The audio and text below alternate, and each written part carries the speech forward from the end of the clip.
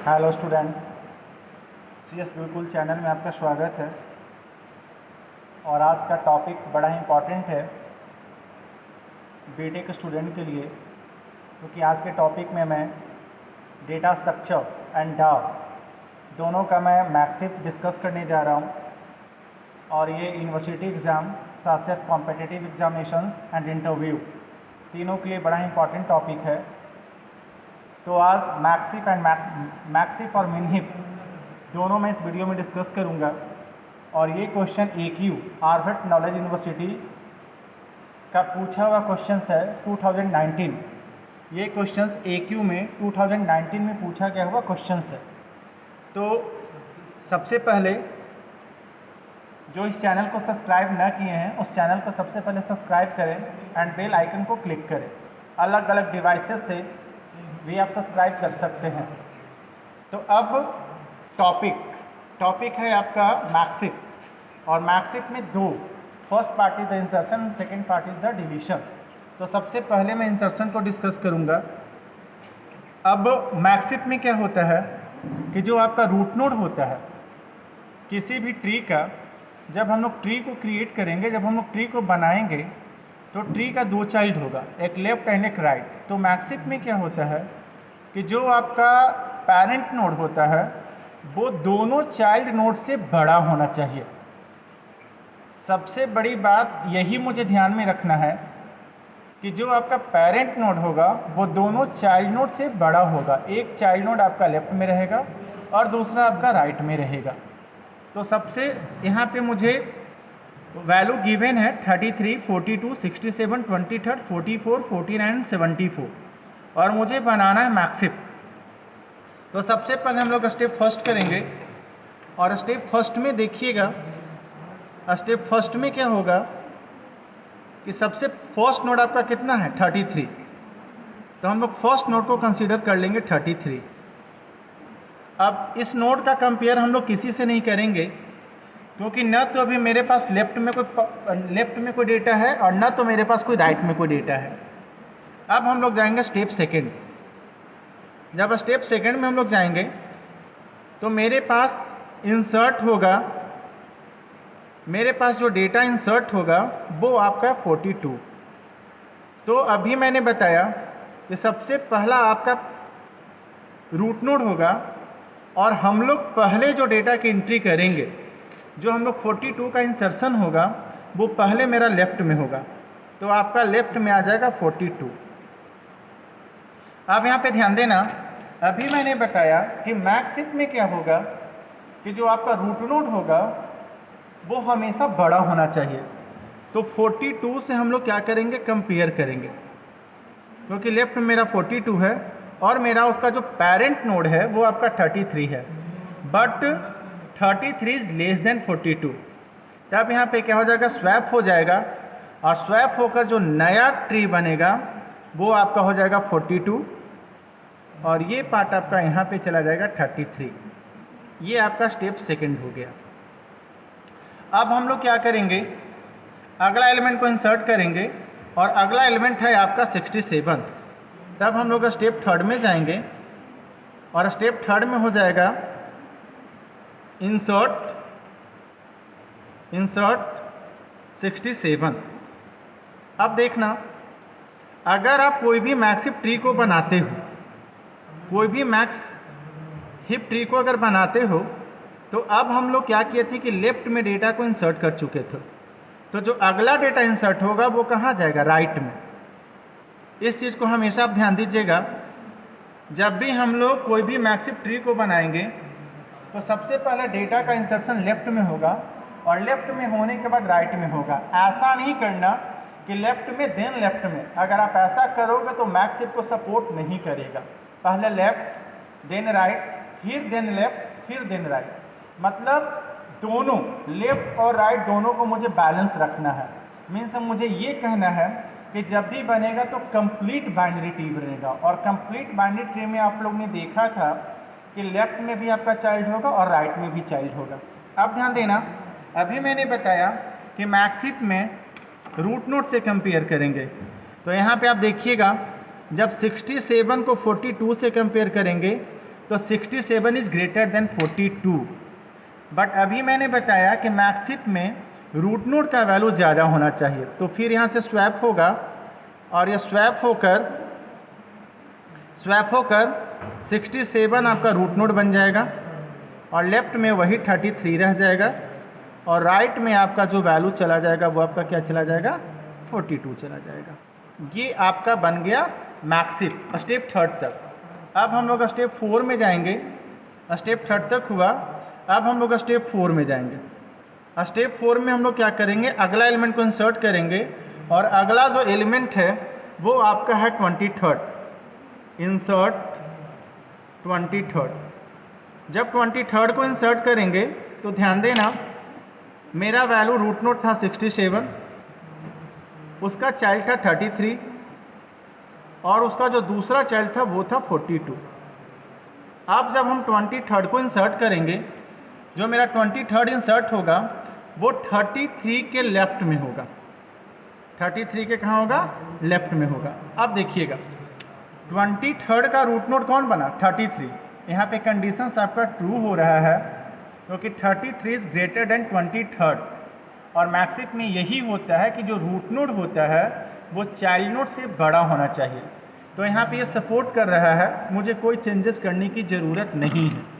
अगला स्टेप हम लोग देखेंगे स्टेप 5। स्टेप 5th में देखेंगे। अब 23rd के बाद अगला एलिमेंट है 44, तो हम लोग यहाँ पे करेंगे इंसर्ट 44। जब 44 को आप इंसर्ट करोगे तो फिर आप देखना 67, 33, 42 और अभी मैंने बताया कंप्लीट बाइनरी ट्री बनाना है, तो इसका लेफ्ट पार्ट हो चुका है। अब इसको हम लोग इंसर्ट करेंगे 33 के राइट में 44 को। अब यहाँ आप ध्यान देना, compare 33 and 44। Root node is 33 and child node is 44.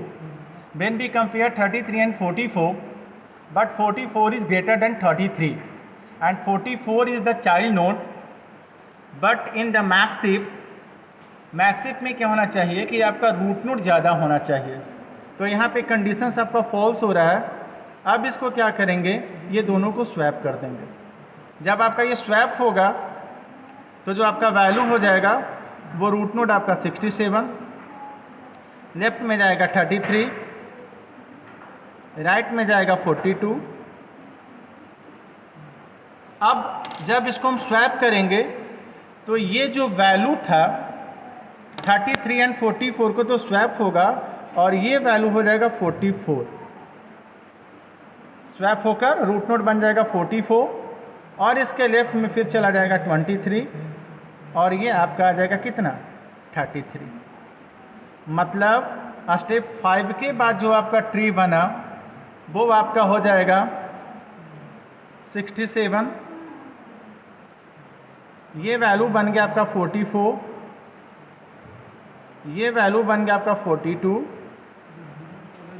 ये वैल्यू हो गया आपका 23rd और ये वैल्यू हो गया आपका 33।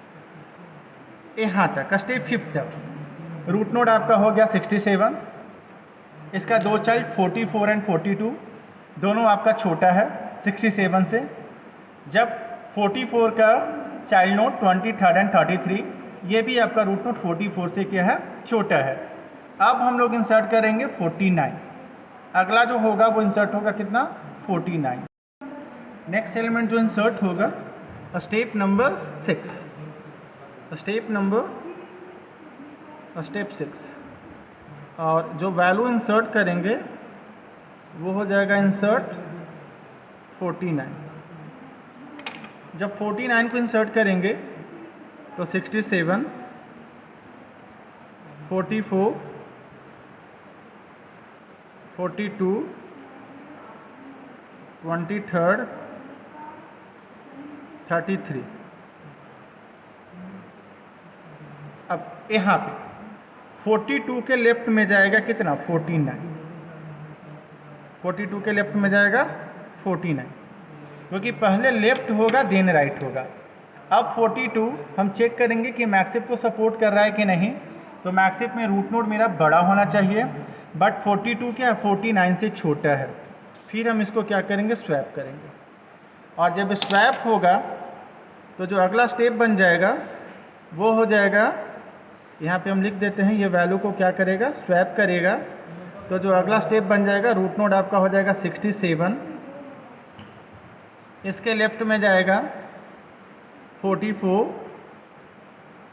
इसके राइट में जाएगा 40, स्वैप होने का मतलब 49, इसके राइट में चला जाएगा 49, फिर आपका ये हो जाएगा 23 लेफ्ट में, इसके राइट में जाएगा 33,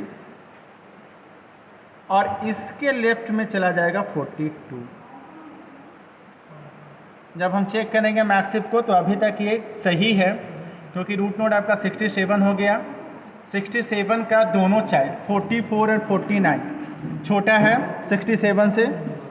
फिर हम लोग अगला रूट नोड है 44, जब 44 को कंपेयर करेंगे 23 एंड 33 से, तो 44 ग्रेटर है दोनों से। फिर 49 एंड 42 को कंपेयर करेंगे तो 49 आपका ग्रेटर है। Step number 7, step number 7, step 7। अब लोग यहाँ पे जो लास्ट वैल्यू है वो आपका इंसर्ट होगा कितना, 74। लास्ट वैल्यू जो है वो कितना इंसर्ट होगा आपका, 74। ध्यान से देखना आप लोग, जब 74 इंसर्ट होगा तो 74 जब इंसर्ट होगा तो 67, 44, 49, 23, 33, 42, 74। अब 74 को कंपेयर करेंगे रूट नोड से। 74 का रूट नोड कौन है, 49। जब 74 को 49 से कंपेयर करेंगे तो रूट नोड मेरा क्या है, छोटा है, जबकि रूट नोड मेरा बड़ा होना चाहिए। फिर स्वैप हो जाएगा, तो जो मेरा वैल्यू होगा वो हो जाएगा 67, 44।